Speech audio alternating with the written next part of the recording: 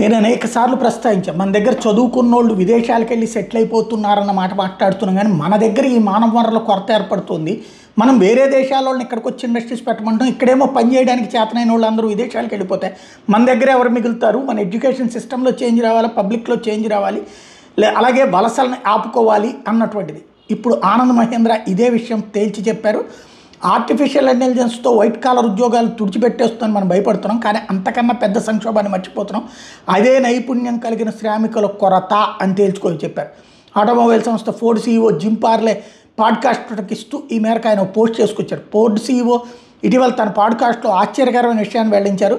తమ సంస్థలో 5,000 మెకానిక్ ఉద్యోగాలు ఖాళీగా ఉన్నాయని ఆయన చెప్పుకొచ్చారు. వాటిలో చాలా పోస్టులు ₹1,00,000 అంటే $1,20,000 పైగా వార్షిక వేతనం ఉంటుంది, అయినా భర్తీ కావట్లేదు. ఇలా అమెరికా వ్యాప్తంగా ప్లంబింగ్, ఎలక్ట్రిక్, ట్రక్కింగ్, ఫ్యాక్టరీ రంగాల్లో 10 లక్షలకు పైగా ఉద్యోగాలు ఖాళీగా ఉన్నాయి.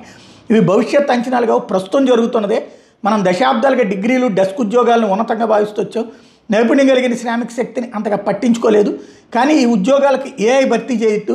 వీటికి జడ్జిమెంటు, నేర్పు, శిక్షణ, అనుభవంతో వచ్చే నైపుణ్యం వంటి మనుషులు అవసరం. మన సమాజంలో కళల కెరీర్గా భావించే దానిలో సమూల మార్పులు చూడబోతున్నామా?